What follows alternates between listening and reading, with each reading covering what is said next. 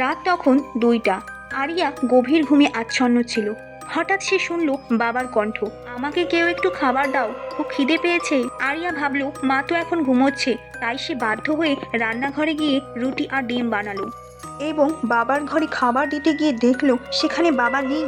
হোঁচট খেতে খেতে চিৎকার করে দৌড় দিল মায়ের কাছে। গিয়ে বলল, মা, বাবাকে ডেকে দাও। মা বলল, কি বলছো? তোমার বাবা তো অনেক বছর আগেই মারা গেছেন। আরিয়া শিহরিত হয়ে বেডরুমে গিয়ে দেখলো ঘর ফাঁকা। নাকের কাছে যেন ঠান্ডা হাওয়া বয়ে গেল তার। তখন সে চেষ্টা করলো দাদির ঘরে ঢুকতে, কিন্তু দরজা বন্ধ। ফিরে এসে দেখলো সেখানে মাও আর নেই। সে গোটা বাড়ি খুঁজে দেখলো, কিন্তু কোথাও কেউ নেই বাড়িতে। একটু পরে রান্নাঘরের পাশে দাঁড়ানো এক অপরিচিত ছাত্রী তাকে বলল, কাকে খুঁজছো? তোমার মা তো বছরখানেক আগেই চলে গেছেন। আরিয়া এই আওয়াজ শুনে রান্নাঘরে গিয়ে দেখলো যে তারই মতো একটি মেয়ে রান্নাঘরে দাঁড়িয়ে আছে। আরিয়ার চোখে তখন ভয়ের ছাপ ফুটে উঠেছে, হৃদয়ে ব্যথা। তাহলে তাহলে কি সেও মারা গেছে?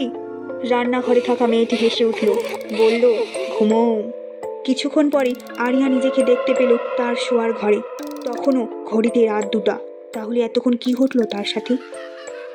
বন্ধুরা, তোমাদের এই ভিডিওটি কেমন লাগলো অবশ্যই কমেন্টে জানিও।